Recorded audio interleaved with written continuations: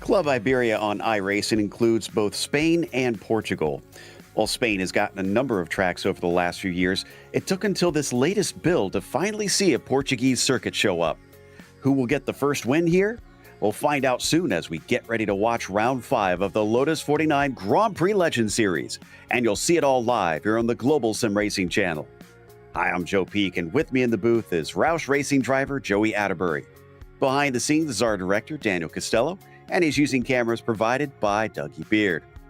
The drivers have had practice to get familiar with this track up to now, but in case you're new to this place, let's take a look at our track guide.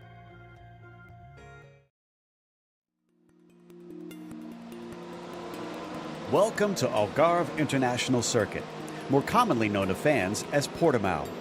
Located at the very southern end of Portugal and just a half an hour from the Atlantic Ocean, the first thing most folks notice about this place is the elevation changes.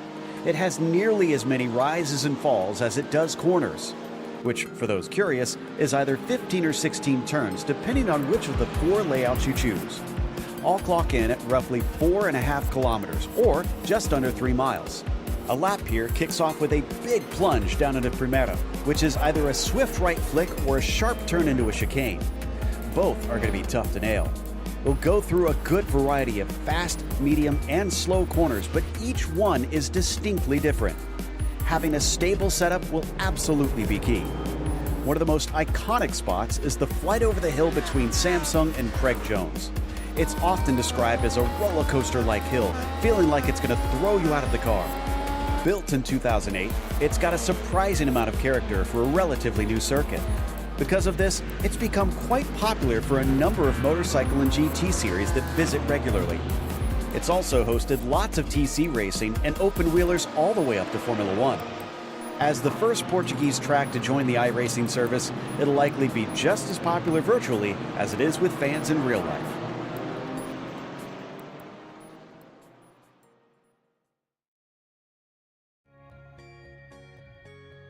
Well, Algarve may have only seen 2 years of F1, but just that brief presence has certainly made it a favorite among many fans and drivers here, Joey. I am excited to race this one out today. 15 turns at Portimao, 2.85 miles or 4.59 kilometers, depending on how you look at it. And it is an FIA Grade 1 facility out here, so it is extremely nice. The front straightaway, very, very long after that long sweeping corner. So turn 1, a good passing opportunity. But if you look at the general shape of this racetrack, there are several technical areas, including Lagos. Turn number 3, you're going to be carrying a lot of speed into that brake zone. Also, turn number 5 down there, that hairpin, another great passing opportunity. But then the back half of the racetrack, yes, there are some fast-flowing sweeping corners, such as turn 9, 10, and 11 down there. But other than that, it really slows things down, and in these 49 cars, like we've seen at other tracks, the low revs, the low speeds, it can be a little bit treacherous for these cars, so I'm excited to see how the old vintage cars take on this very new track. Indeed, and a lot of elevation change on top of it that'll certainly hurt that traction. Now, as for the championship, Jorge Nieva finds himself back up at the top of things once again over Seb Tixier, with Togo Hisada now dropping to 3rd. But Valenteus, despite him missing the first round, with his 3 good races, is quickly climbing up the order. He is a serious problem for these guys, and he's here again today, as the rest of them get pretty tight there in the points, going on down to 10th, which we typically see, especially this early in the season. So it should be fun watching them tangle there amongst the top 10. What about over in the F2 standings here, Joey? It's pretty close right now between Mats Linden and Michael Grissinger, only 6 points separating that top spot there. Little bit of a gap back to Jonathan Jordan in here. As for the Nations Cup, Spain up at the top of that one because of the leading points there of Nieva. But what's interesting is Japan and Singapore are kind of taking on the same rivalry that we saw from Tixier and Hisada. as they're a single point apart right now. Same deal with both the UK, Italy, and Lithuania, which I believe is because of Valenteus, who is contributing down to that sixth-place competitor. The U.S. being kind of shuffled backwards now into 7th position. It's a bit of a jump down to the Netherlands, Denmark, and Germany. Europe having a bit of trouble down there on the lower end of the top end, keeping up. But walk us through the race details real quick here, Joey. Round 5 of 12 going on. 19 laps is what the race distance is going to be. And as always here in the 49s, it is an open setup, so that means you get to tweak and tune on your car to make sure it drives exactly how you want for every single track. No spare car, so that means if you pick up damage, well, guess what? You're going to have to live with it out there. A drive-through penalty at 17x and a disqualification at 25x. I mentioned this is an FIA circuit. There is tons of extra runoff out here, so you can accrue those incident points, but we talk about it every week with these open-wheel cars. You just have to play nice, otherwise you're in some serious trouble. Ooh, I'm watching qualifying as you were talking about that. Valenteus just went by on his second lap, and while he improved massively, 0.3 of a second quicker, he did not go up in position. He stays P3 as Hisada has the provisional pole, and Nicola Kaki is sitting in P2 on that front row with him. Now, our points leader, Jorge Nieva, is on his second lap right now, so he's going to try and see if he can jump up from the outside of that second row, because he'll certainly need the points to try and defend against some of these fast drivers around him today.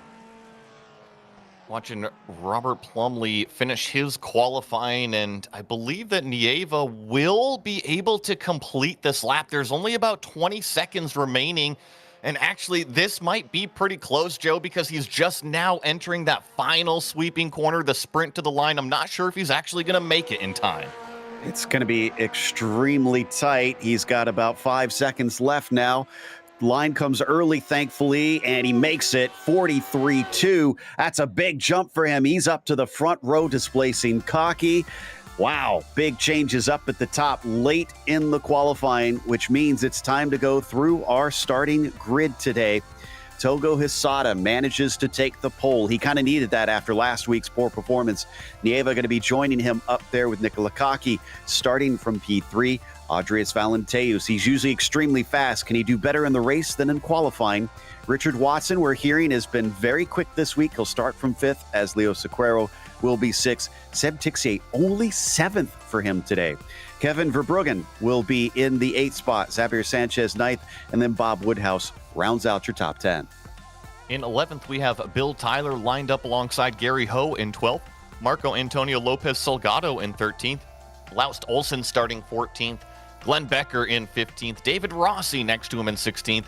Ben Zocco starting in 17th. Yanni Lehman in 18th.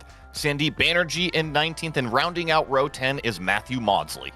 Cam Porter starts 21st today with Will Lamb next to him in 22nd. Roberto Pangrazzi will be P23. Then you've got Robert Plumley, who it looked like abandoned his second lap, will start from 24th. Jim Matson, 25th, and then Michael Grissinger, 26th. You've got Tobias Harnvey on the inside of the next row, with the last qualifier being Timothy Porter in at 28th. Clapper, Linden, Ackerman, Matos, and Tomaski will round out your 33-car field here today. It looks like they're just about gridded up. It's cool conditions with it being early in the morning, only 70 Fahrenheit on the track as well. We're already ready to go racing because the engines are starting to rev. The lights are up and the green flag is out. Togo Hisada looks decent off the line, but so does Nieva, who's looking down to the inside, coming down into Primera. Can he manage to actually make a pass? He's got a shorter line, but he gets pinched down, and he's unable to make it through. Behind him, everybody else trying to get through cleanly as one car is spun around. Another has to avoid trying to get by him. I think that was Grissinger, but they're already into Lagos.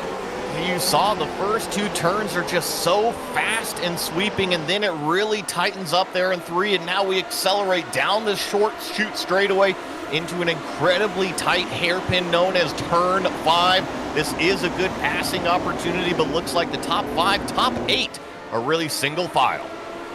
Not too surprising. Going to be difficult to try and race side by side at this track despite its width as they swing now into Samsung. Watch for this crest here coming down to Craig Jones. This is massive how it leaps over here. Oh, and you're standing on the gas the whole time, so you're just accelerating through. You got to make sure not to spin up those wheels. And then it leads into an incredibly technical section where you got to stand on the brakes and turn the car at the same time. Little bit of an acceleration as you roll up and down over these hills here, but this is the final set of corners, 13, 14, and 15. Jorge Nieva getting overtaken by Valenteus. That was a good pass there into turn 13. And now coming through 14, he's going to try and see if he can get back up to him, but he's already got a problem from Nicola Kaki in behind him. They complete lap 1 with Hisada still in the lead, but Valenteus having made up 2 positions in the first lap. Yeah, definitely giving chase to Togo out front, and really he needs to. That lap that Hisada put down in qualifying, I mean, he stomped the entire field, so if you let that number 4 car go run out there in clean air, you might never get him back. So as they now slowed up once again into Lagos, everybody trying to pinch down to that apex as we ride on board with the Italian of the number 3. He is still chasing on Nieva. He's got a good exit as he cuts back underneath. Can he get to the inside down into the hairpin? This is the second time we've seen Nieva slip up, and now Kaki is going to look down to the inside, but Nieva takes it all the way deep on the brakes there in turn number 5, is able to defend that 4th place position. So it might be that Nieva just still getting his feet under him on this new track. Everybody kind of on even footing in that sense coming in here, probably without all that much experience at this circuit. Nieva under threat. Richard Watson as well. I mentioned that he was looking very quick over the course of the week during the other races that are unbroadcasted. He's hanging on the back of them as well. Kaki coming down into Portimao. That's the name of this corner. He goes very wide up through there. Thankfully is able to keep the spot, but Richard Watson is a lot closer now. And I'm curious as well that Tixier has really fallen off the back of Watson. I mean, not completely off the back, but Seb is usually one of these drivers that's fighting up front for the win, and he's already losing just a little bit of a gap out here, both to Kaki and Watson right behind him. So you just got to be careful on these new tracks. We mentioned it, everybody's kind of feeling it out. You're going to go through different rhythms and different stages during these 19 laps for sure. Yeah, and I mean, Tixier only finished 4th last time, wasn't able to keep up with some of those quicker guys, so nothing new compared to last week there. Just unusual to see him struggling as much as he has lately. Hisada setting the fastest lap as we watch Woodhouse try to defend on Olsen, but Laust unable to make the pass down into turn 1. I didn't mention the elevation at all in that track map, and thankfully you pointed it out. It is so cool watching these cars go up and over these rolling hills. Sure, it might not be like a Mosport hill as we're looking down to the inside. The 6 car has a little bit of contact, and now Bob Woodhouse slightly spins to the inside. He's going to lose several positions through that. Just maybe a little over-ambitious into there is ahead of him. I think that is Rossi trying to pass on Becker, unable to make that one stick. But Laust Olsen not only able to get away with that near contact, he's already attacking Bill Tyler here. Right on the back of the number 7 car, and Bill Tyler's got a lot of company in that mirror in the form of Laust Olsen, Salgado, Becker, Rossi, and now Woodhouse is the caboose on that train. So it wasn't just Woodhouse trying to get around, but looks like Bill Tyler definitely in 11th place, but got a train behind him. Back up to Richard Watson. Certainly a bit of an ebb and a flow with these cars here, it seems like. Drivers are getting very, very close to one another, and then suddenly they'll accordion back apart. And this is definitely one of those cases as we're watching Watson chase on Nicola Kaki coming onto the main straight. They will get a bit of slipstream. You may not think it looking at these machines, but they give off a pretty good draft. I want to draw a little bit of a parallel from one of your recent experiences here, Joe, because I know you called a new race out there in Spring Mountain where the drivers really hadn't raced before. Does this remind you a little bit as all these drivers are kind of exploring the different areas on the racing line? Yeah, that's a good point. You know, that many of them unfamiliar and also just unsure of where passes are possible. Becker thinks about it in turn 1, and yeah, that's a good example right there. Turn 1 usually at most tracks a place to overtake, but just a little too fast of a corner it seems. It's a fast kink here at turn number 1 at Portimao. So you're right, I think turn number 3 is probably, you want to circle that one as well as turn number 5, but we just mentioned it. The drivers are figuring that out. It is one thing to go out there and turn practice laps versus actually race wheel to wheel, place your car in different areas and actually try to make a pass. Rossi already has Woodhouse recovering behind him as we check back in on Cam Porter, fan favorite down here, and Ben Zocco. Surprised to see him all the way down in these parts. He's trying to see if he can take that 17th spot away. Ben's lost one from where he started this race. And Nieva has lost another spot. Somehow Cocky went by. So move that green number 3 up into the podium position. Nieva slips back into 4th. Now he's got to deal with Richard Watson directly behind him. So Cocky is free to go hunt down the 2 leaders. And Joe, I think that's fair. The Nieva dropped back a 1.5 seconds. So Hesada and Valenteus, they're well up the road. Just struggling today, that number 2 car, unfortunately. But that was a mistake into Portimao. He just went wide. I checked, and unfortunately, that opened the door. Nicola was not going to need a second invitation. He was through as they plunged down into Primera once again. Through that swift kink, try to set themselves up for Lagos. So tricky into here with those swift turns into the braking. Tight little right-hander. And then it opens up as it climbs uphill.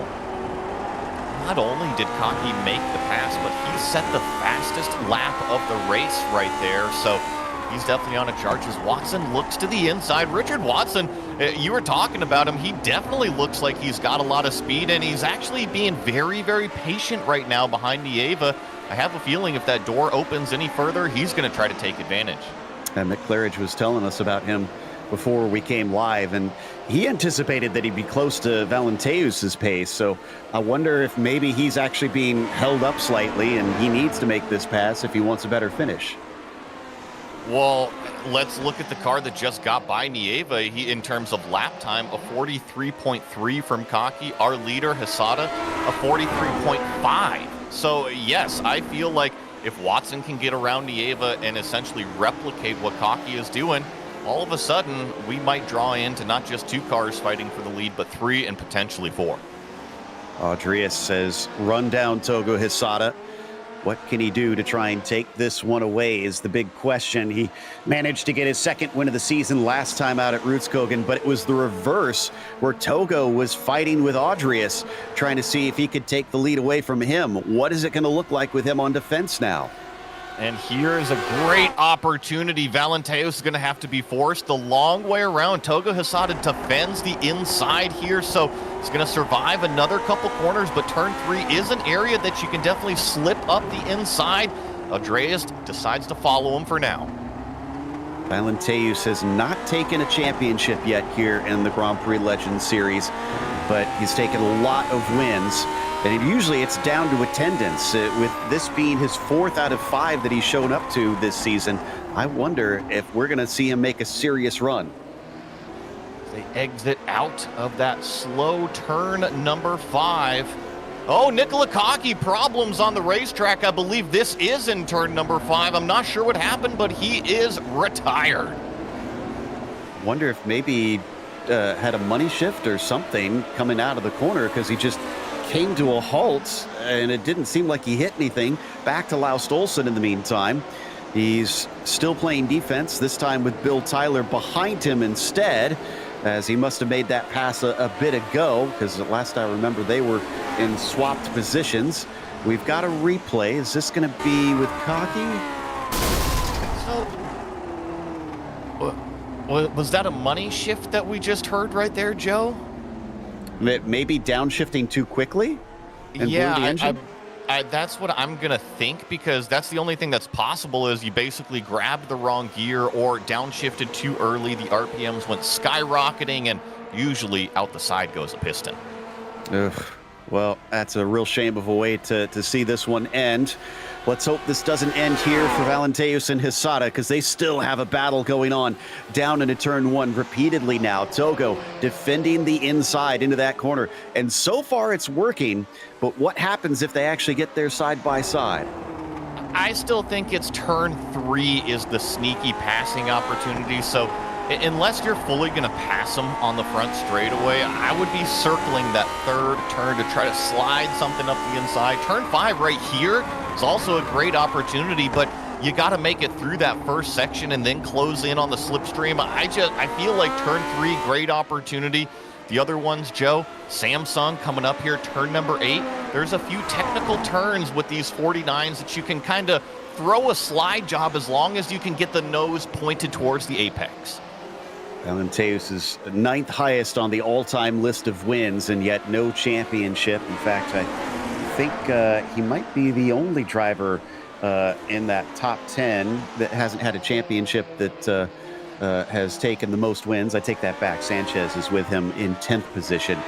So the only other driver, but Togo Hisada has got his hands full at this stage as they come around to the latter part of the lap. This is where Adrius needs to be as close as he can to that number 4. Through turn number 14. This one seems to go on forever, and then you start to climb this little rolling hill that leads you into the final turn here. Another set of rolling hills as this final turn 15, a very long sweeping right-hander, and it feeds you out onto that front straightaway. And Joe, we've seen cars play around with gearing in these 49s. I can't believe the amount of straight line speed Valenteus has in comparison to Hisada on that front straightaway. Maybe it just takes a little bit longer to get going, but yeah, it seems like by the end of it, he is just pulling him in hand over fist as we come back to Glenn Becker. Try to see if he can do something on Salgado. He's actually going to be able to get side by side. Salgado doesn't fight him, lets him through. He cuts back instead. There's that sneaky move you were talking about, seeing if he could try and get him back down into turn 3, but nothing doing. And actually Woodhouse there in that number 6 car thought about sneaking to the inside as well. So not only is turns 1, 2, 3 able to do that over under, but you got to watch the mirrors. This is Laust going into turn number 5 here. So move that 12 car up into 9th. He gets by Gary Ho. Gary Ho, one of our other drivers, often contributing points to Singapore in the Cup of Nations, but he's going to lose one of those points there as he gets overtaken. Kevin Verbruggen just in front of them as they come up and over the giant hill. A little bit of a crest here, and then this fast sweeping turn number 9. This section is really interesting. I've seen a lot of different lines through here. Hisada really hugs the inside all the way through. Valenteus uses the wide arc, and looks like through here we've got about 3 or 4 different lines as well. Oof. They're going to carry that one on up into the hairpin, but Woodhouse looks like he is going to manage to get himself into 13th now. Remember, he's on a recovery. He had that bit of a spin, got away with it, but is honestly looking like he's making pretty good work of these back markers. And I think when we look at all these races, especially the officials, the best way to judge kind of the iRating, the skill, is that number plate, right? That is the driver's iRating. So the guy with the best iRating has the number 1 board. That's Andreas Valenteus here in 2nd. The guy that is entered 32nd in terms of iRating, well, he's got the number 32 board. Wow. So that's out of 33 drivers, yeah. That's quite far down there for Tomaski, but to his credit, he's running 30th, as Valenteus is now still on top of Hisada here as they come through the middle part of the circuit. This is where you need that good exit coming off of Samsung here. And so did something happen to Verbruggen? I think he just lost a spot. Yeah, look at this, just a mess of cars. Gary Ho in there along with Bill Tyler. Not sure if something happened. And Laust Olsen just lost it all by himself right in front of Verbruggen just 2 turns ago. So unfortunately, Laust is going to be an early retirement. Oh, and he had just made that pass on Kevin, and maybe just got a little too eager off the corner. Massive hit into the wall. We saw the damage there. As back to Bob Woodhouse, that promotes him up to 12th because of Olsen's misfortune. And he might get to 11th or could even get into the top 10 pretty soon because Becker and Tyler well within his sights. Just got to keep on chugging along. I mean, we are just coming up to the halfway point in this race, and Going to get a GSRC replay of exactly what happened to Laus. Now watch him over that left-hander. He just gets loose and heavy impact into that guardrail. I went back and looked at it a couple times. It could have been upset from the apex curbing. He jumped it over a little bit, but I think ultimately it was just a loose race car. Well, he was coming over a crest as well. And modern cars of all types, even without heavy downforce, seem to be able to handle that stuff pretty well. But these things do not have modern technology, so even the littlest little rise can often upset the balance. And I think Laus has discovered that the hard way this time as we come back to Bill Tyler once again, getting loosey-goosey coming out of turn 3. You know, loose is fast out there. You just can't overheat it and burn your stuff up too early. So a car that turns is always something that you want. You just have to manage that slide, that yaw rate as a driver, not to burn it down too early. But it's Kevin Verbruggen leading about the 6 or 7 car train here. Gary Ho second. Bill Tyler is that white and blue car third in line. This is becoming quite the train of cars behind Kevin in that 8th position. He's doing a pretty good job with it. He lost it at one point, but that was only for about a corner and a half before Laus Stolzen gave it right back to him. As we watch them come through the very difficult double right-hander of Portimao and the huge drop down the hill from here, and it compresses into turn 13, 14. And once again, we're just seeing all sorts of different driving lines as these drivers are figuring out what works with their setup, where they can carry the speed, and ultimately where they can potentially make a pass on somebody. As Valenteos is doing exactly that. He still hasn't given up on Togo Hosada. He's still right on the gearbox there, and this could just be the section of the race where he's taking notes and saying, you know, where can I actually make this move? We've seen him so fast down the front straightaway, but you can't make it into turn number 1. Maybe it's just time Valenteos is starting to plan that out for later. And if Adrius is going to be competing for the entirety of this season, a win here over him could wind up being important. There's only 15 points between these two right now. And Togo has looked quick. Now, like I said, he had a bit of a poor race back at Rutskogen, but usually over the course of the season, he tends to find his feet and to continue to rack up those good finishes. But man, he is being given all the pressure in the world here in round 5. I think that this round is kind of leaning in favor of Togo Hosada. There's those 2 line differences again. Hosada just all the way hugging the inside throughout that entire complex there. But I mean that in saying that I think that Togo, you could put him in a 49 on a completely random track, and he'll always be towards the front. Not to say that Valenteus won't, or a lot of these other drivers wouldn't either, but I just feel like he's kind of got this natural connection with the car that he can go out there and drive around this 49 and get the most out of it. While you put somebody on a very familiar track, they are able to have equal pace, but Hosada can just go somewhere new and be fast instantly. Seems like Tixier, not as much, although we do understand that he isn't committing as much time to practice these recent seasons. You wouldn't know it with how he's been fighting for titles still. But today, only 5th place and kind of dropping off of that lead pack. He's lost touch with Watson and Nieva in front of him. I was just following along with his data here. I saw almost 300 kilometers an hour. Was that what I was seeing down the front straightaway? So I'm going to keep my eye on it and see how fast they're really going, because that front straight isn't that long. We know how fast these cars are, but whoo, that is moving. It absolutely is. Yeah, I'm double checking, and he maxed out at about 184 miles an hour, it looks like.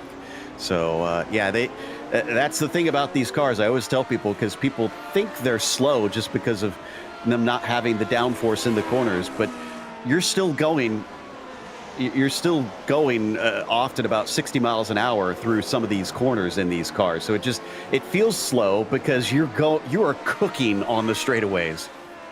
And it all comes down to that power to weight, right? The less weight you got to push, the faster it'll go. So just got to keep it strung up around this Portimao circuit as we check back in. Woodhouse still all over the back of now Glenn Becker. He has actually worked his way up into the 11th place position. So Becker, another one of these drivers that's always showing up every Saturday morning, moving up through the field as Woodhouse sneaks down the inside.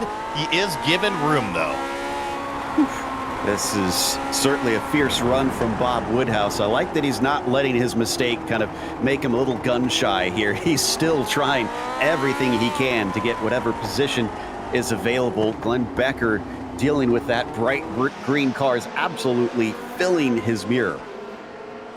And this is just a long train. You know, we were saying it's about 6 or 7 cars earlier. It still is that amount. And I think mentally as a driver, this is a tough situation because you're trying to get by the car in front of you. However, if you get out of line or maybe a little bit of jostled up on a corner, you got to watch the mirror because somebody is chomping at the bit right behind you to try to take that position from you.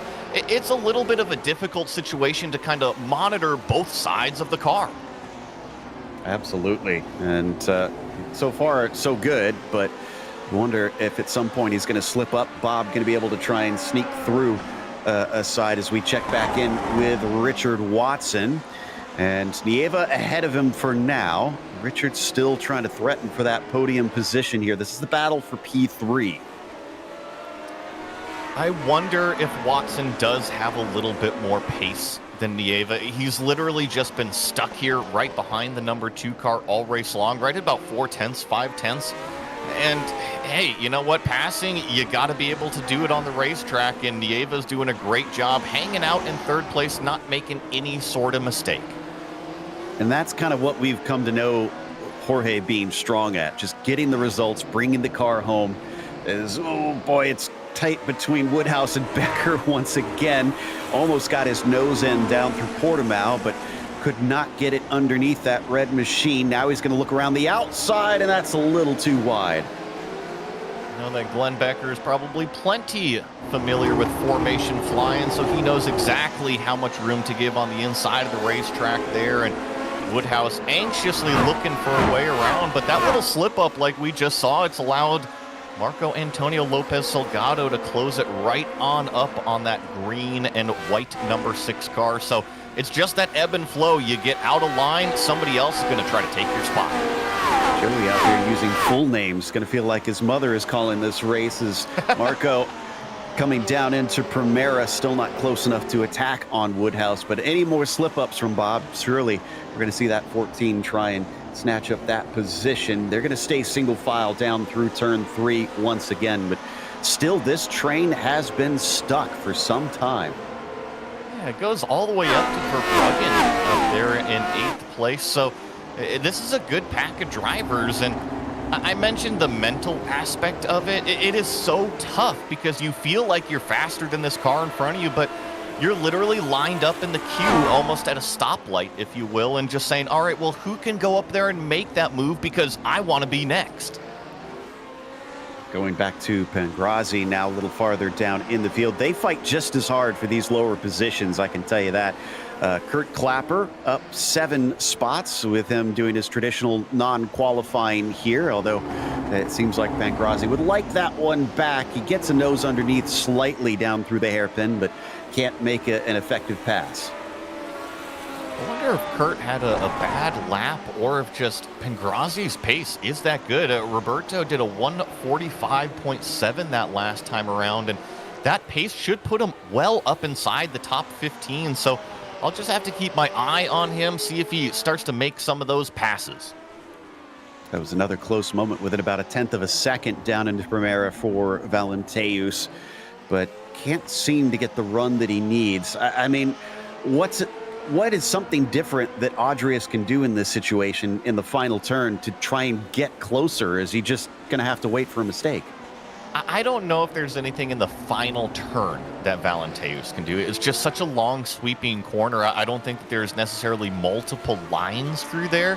I just feel like it's going to have to maybe be a slip up on the power down coming out of turn 14, which is actually 2 turns before the start finish line. But once again, you're relying on a mistake out of Togo Hisada. So far has not been able to get at least a big enough mistake that we've witnessed out of the number 4. The Japanese driver has been coolly leading the way, and we've seen him defend a number of times, especially down into turn 1. But haven't seen him try and stray offline in too many other places. So he's not being scared into a defense to a compromise line at this stage. I think if we're looking for the line difference, it would be through, I think it's this section. Actually, no, we just went through. So this is 14 and 15. So we're going to watch that second car. He's going to close it all the way up as we actually jump back to Glenn Becker now following Bill Tyler. So this is part of that 6-pack, 7-pack, and the racing has yet to let up at all back here. Things are a bit closer this time for Valenteus. We might want to go back to that because I think he's actually going to get some overlap this time down into the first turn. Yes, that was about the tightest we've seen it, and he's going to go for the over-under, covering off the inside down to the apex of 2. Togo Hisada will shut the door. He's just getting ever so closer, though, and the laps are winding down. We're on 16 of 19 so far, so if Valenteus actually wants to make that move, it's got to come soon, as Becker looks like he's going to try down the inside of turn number 1 on Bill Tyler, and Bill Tyler is going to do the over-under as Becker slides out wide. Also, Woodhouse takes advantage. He's going to go up a spot as well. Oof, Bob just about found himself in another accident there, but they kept the wheels from tangling too much, and he is going to be able to sneak by. Glenn Becker, in spite of the problems, smiling. He's having a good time there. Man, it was all going to boil over eventually, and you called it. Just look at the smiles out of these drivers. It is all about having fun on the racetrack. All right, so we'll see if he can try and get back in it. The laps are now ticking down. We're 16 out of 19 here, so not many left to go if you want to try and get something done on your rival. As Becker comes up and over the hill, we cut back once again to Valenteus. Oh, he's very, very close this time. If he can stay this close through the final corner, this might be it. And usually you don't have to deal with any dirty air because guess what? No arrow on these cars. Oh, a huge moment of oversteer for that number 1 car and a second moment of snap oversteer. He keeps his foot in it. He still has the run on Hisada. I don't think he's going to be close enough to outbrake him into turn number 1, but it's all about moving him just ever so slightly off of that racing line. If he didn't have those little bobbles, I think that would have been the one right there. He went quite wide as well, using what I'm assuming are a bit of saved incident points to run off the exit. I don't know if there is a cut course penalty for going too far wide at that corner, though. I'm just not as familiar with where they're set up at this track. But right now, Valenteus pushing the limits to see if he can finally make this pass. And Joe, I've kept another set of eyeballs on those track limits over there. Oh no, looks like Bill Tyler has fallen out of that pack. He just had a problem. And I was going to say the track limits, Valenteus has been flirting with them all race long. Togo Hisada not even going close to a lot of the exits. Interesting that he's leaving a bit of margin there. As Valenteus, looking around the outside now, maybe going to try and pull another cutback here up through Portimao. It gets him close, but there's just not enough of a run unless he could do something really sneaky into 13. No dice for the Lithuanian driver, but he is once again just about getting the overlap. I think the pressure has ramped up now. Definitely, and Hisada lost it on apex of turn 13, and that allowed Valenteus to crawl over the back. So this is going to be another repeat of what we saw last time. Can the number 1 car keep it more in line? Yes, much more solid through the final turn. It's going to be within about 2 car lengths as they exit. That'll reel him in nicely with the slipstream. Once again defending. Togo's getting used to this inside line coming down to the first turn, but no. It still is not quite done, although on the exit, boy, Togo absolutely parked it there, and Adrius had to escape. I think that Togo is definitely playing chess right now. Valenteus could have carried a lot more speed, but Hisada just parked it right on the racing line. And this is actually further up alongside. The number 1 car is going to take a look here into turn number 5, late on the brakes. They're still side by side. Hisada leaves the door open, and now it's a drag race coming out of 5. This is going to lean towards Andreas for now, but then we got to tighten it up into these right-handers. It's going to go back to Hisada. He's got the inside, but that was pinched off for Audrius before. Is it the outside that he actually wants? It looks like it is. He's got a nose ahead. Now it's going to be in his favor. It took him about 15 laps to make it happen, but Audrius finally in the lead. And he did it the long way around one of the slowest corners. Here comes Hesada making contact with Valenteus. They both stay on the racetrack, but that was close to being disaster. Togo is usually an incredibly smart driver, but I've always said he is aggressive when he needs to be, and that was a very aggressive move. Thankfully, they'll get away with it. Another look to the inside, coming down through turn 14. He wants it back in a hurry. He knows that he's made a big mistake here. And we're coming to the white flag here, so if Hesada can't get that run on the front straightaway, he's going to have to figure something out. This is not what Togo wants to see with only one lap remaining. The roles have been reversed. Audrius now defending the inside, but he doesn't need it. He is well ahead of him this time, and he has got the gap, although good braking into turn 1 brings him back in. I just don't think it's good enough. In the meantime, I can tell you that Woodhouse with a great battle with Rossi at the same time, along with Salgado. Oh my goodness, and Watson almost slid into Jorge Nieva right there in turn number 3 as well. So we got battles all over the racetrack, and I'm really impressed with what Nieva has done. If Hesada finishes second, this is a great championship points day for Nieva. Woodhouse brave on the brakes down into turn 1. He'll get over Rossi. I said that if you're going to have to make a move, you got to make it happen now, and it looks like everybody's taking that to heart. I mean, this is the new racetrack. They've been taking notes, and I guess if you're going to throw one out there, you might as well do it on the last lap. I bet you Tixier was going to try something until he had that little bit of a slip up there. He was very close. And now Verbruggen in a battle with Gary Ho as well. And looks like Gary Ho going to try and, get close, but he gets a little loose coming up into Samsung. Don't think that's going to work. Oh, this battle keeps going on, though. Gary Ho is right on the back of him as we check back in with Valenteus. I believe this is coming out of turn number 14. It is, and it's coming into the final turn of Galp for Audrius Valenteus. He played patient. He played his cards right. And for the first win of the Portuguese track that has joined us, it is Audrius Valenteus taking the win today. Stealing it away from Togo Hesada, and Tixier is going to have to finish in 5th place. He thought about getting up the inside of Richard Watson in the final couple corners, but Watson was able to hang tough, and this is Gary Ho. Looks like he is going to be able to beat Glenn Becker to the line. Everything has absolutely erupted here at the end. Every battle that we were keeping an eye on has suddenly exploded, but Ho's not close enough. Kevin will manage to take P8 as they come down to it. Bob Woodhouse eventually able to get 12th place over David Rossi, and it looks like Sandeep Banerjee not able to get close enough to Will Lamb for 16th. Well, as everybody crosses this finish line, I think it was kind of the race that I was expecting out here. Definitely a lot of surprises, a lot of different racing lines, but ultimately a great race in the end. Not a lot of big movers, surprisingly. Kurt Clapper up 7 in the end, but I think he's going to take the hardest charger on that one as Janne Lehmann behind Matson by a very tight margin. Closest, actually, we've seen of anybody at just over a tenth of a second at the line. 27 drivers finishing all 19 laps here today. It's going to take us to a quick break. We'll come back with the unofficial results as well as driver interviews, so stick around here for the post-race at Algarve.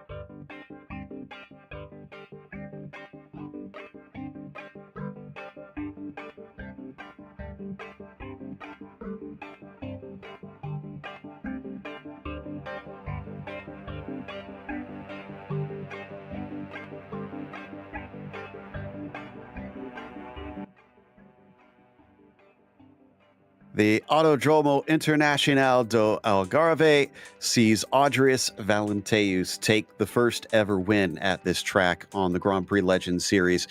Togo Hisada is going to finish second behind him. It was quite the fight. Togo put up as big of a defense as he could, but just could not hold him back. Nieva couldn't keep up with him in the end, but still gets third as he had his own problems with Richard Watson trying to take that podium away. He'll get fourth today. Seb Tixier a little bit off the pace, but caught up to them at the very end and has to settle for fifth as Xavier Sanchez was P6 and Leo Sequeiro quiet one into seventh. Kevin Verbruggen, ahead of a whole train of cars, takes P8 today over Gary Ho in ninth, and Glenn Becker rounding out your top 10. We have Mr. Salgado here in 11th place. Bob Woodhouse with an up and down day finishes in 12th. David Rossi in 13th after being in that big pack as well. Bill Tyler finishes 14th. Ben Zocco, always nice to see that name back in the series. Haven't seen it in a few weeks. Finishes 15th. Will Lamb in 16th, I believe one of our biggest movers, +6. Sandeep Banerjee up into 17th. Cam Porter finishes in 18th. Robert Plumlee 19th, and Roberto Pangrazzi in 20th. Kurt Clapper up 8 positions on this race into 21st as Jim Matson was 22nd, Jana Lehman P23. Then you've got Michael Grissinger finishing 24th today, Tobias Harnvey 25th, and Timothy Porter 26. From there on down, Mats Linden is the only driver to finish on the lead lap in 27th. Matos a lap down in 28th. Tomaski 2 laps down 29th. And then you've got your DNFs for today with Ackerman, Olsen, Kaki, and Maudsley. Unfortunately, looks like we've got our second place finisher ready to talk to us, Togo Hisada, who did his absolute best to try and hold on to that win. Togo, we saw you defending every single time down into turn one, and eventually the dam broke. What was it like trying to keep Audrius in your rearview mirror? Yeah, he did not make any mistakes. Other than he just stay behind me in the whole race. Just it's like a robot. Yeah. I think that's a good description. He was relentless. Now, this is a new track for this series. What's your thoughts on Portimao? Did you feel like it suited the car well? Yeah, it's incredibly fun to drive this car on the Portimao. Just found its tone of the up and down roller coaster circuit, and just it's very old fashioned under the car. It's so fun. It's just under this truck have a couple of the passing point, so the race is very very interesting. And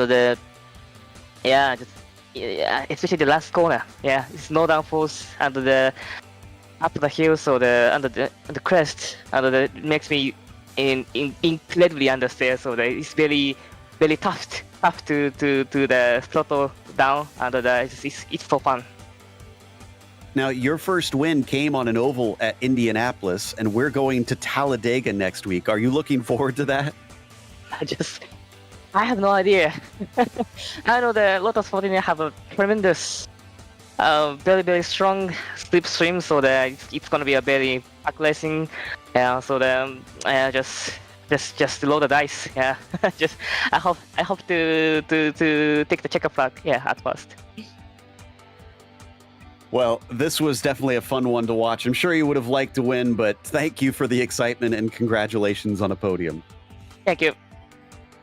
That was second place, Togo Hisada. I do believe that Joey has third place, so Jorge Nieva, who is also playing defense quite a bit. Well, Jorge Nieva, the first time racing Portimao here on the broadcast. How was it for you? Well, it was hard keeping Richard behind because he was really fast at this track all week. He has been very very fast, and I think he had better pace than me. But well, that quali lap, I don't know where it came from, but I was really lucky to make a good quali lap. So because here it's difficult to overtake, so it was fun. We just got the shot of you jumping that turn 1 curb on the final lap. I actually want to talk about kind of that whole final lap with him trying to sneak up the inside. Were you worried about him there with that big old lockup into turn 3 slide into your side? I thought it could be the end, but he could keep on the inside, and I saw him, so I went to the outside, and it wasn't a problem, but it could have been. I think, as I said, I think he was faster. I think he deserved that podium, but well, I wasn't going to make it easy to him. It's a great points day for you. You just got to keep it rolling out there. Looks like next week is a little bit of a wild card going to Talladega. You going to be racing with us again? I hope I will. I never tried on super speedway with this car, so it will be fun. Well, thank you for coming out and racing with us, and once again, congrats on the 3rd place today. Thank you guys for the broadcast. That was Jorge Nieva rounding out your podium, Joe. Looks like we've got Kevin Verbruggen talking to us here from P8 today. And have to say, Kevin, you really impressed us. I mean, how did you stay as cool as you did with so many cars behind you? Thanks, guys. Yeah, that was really tough out there today. I clearly didn't have the pace of the guys behind, but yeah, I don't know. I was just thinking, don't spin, don't spin, don't spin. Well, you didn't. Laus got by you for, as I joked, a corner and a half before he gave that position right back. Is this a pretty difficult track to overtake? We saw a number of situations like this where it was just fierce battles. Yeah, it's I don't know exactly what it is, but I think it's very hard to get like the power down out of some of the corners, which means you can't really get a run on someone ahead. It makes it really difficult to overtake, even though it doesn't seem like it. We've been seeing more and more of you, and you came into this one 5th in the points. You're going to unfortunately drop to 7th with this results. What's your ultimate goal for the season? For the season, honestly, I'm still kind of getting my groove here, seeing what is possible. Honestly, that was 5th is more a result of some people not having driven all the races yet, but yeah, honestly, when I came into the series like about 2 seasons ago, I didn't expect to be in the top 10 of the F1 championships already this soon. So, well, still, it's been some impressive runs out there, and congratulations on a top 10. Hopefully, we'll see you at Talladega. Thank you, Kevin Verbruggen, our 8th place finisher here today, and Joey has caught up with Mr. Excitement himself, Bob Woodhouse. Well, Mr. Woodhouse, first of all, congratulations on 12th. It might not be where you wanted to finish, but how was the race today? It certainly looked exciting from our point of view. Yes, yeah, it was a very good race. It's the best one I've had so far in this car. I noticed you had a little bit of a slip up there with about a lap and a half left to go. You gave up a little bit of track position, but how did you feel with this circuit being brand new, these cars going on it, and just the overall race today? Yeah, I think with the whole grid really not having previous seasons experience, it sort of like leveled the playing field a little bit. I'd done a couple of hours practice and worked on the iRacing setup and got something I actually felt quite comfortable with. But I feel that my first top 10 was there today. But for my mistake and a couple of others, it just wasn't to be. Well, looking forward to the back half of the season, call it. What's your goal for the rest of it? I'd really like to get a top 10 finish, but just keep seeing the checkered flag. That's the main thing, because I've only done 5 weeks in this car, so it's just all a learning experience. Well, I think you are well on your way for sure. Just limit the mistakes and you'll stay forward in that track position. And before I let you go, anybody you want to say hi to? Just a shout out to the guys on the 49ers forum for their help, and and the guys in chat for giving me a few pointers. It's greatly appreciated.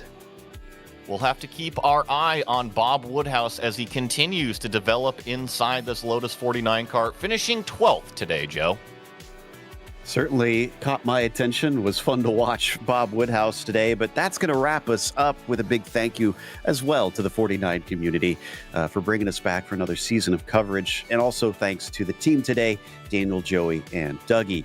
Make sure to check out our social media, our website, and our merchandise store. And don't forget to subscribe to our YouTube channel so you don't miss a moment here on GSRC. Next race, like we said, you didn't hear wrong, Talladega, Saturday, April 20th at 9:30 a.m. Eastern. They always do at least one oval a season in this series. Be sure to check out our other broadcasts listed here because we got a big one coming up. The IMSA Vintage Series has the Road America 500, and that'll be at 12:30 p.m. Eastern, so slightly different time from normal. You'll want to tune in a little bit early. Until next time, though, race clean, race hard. We'll see you on the track.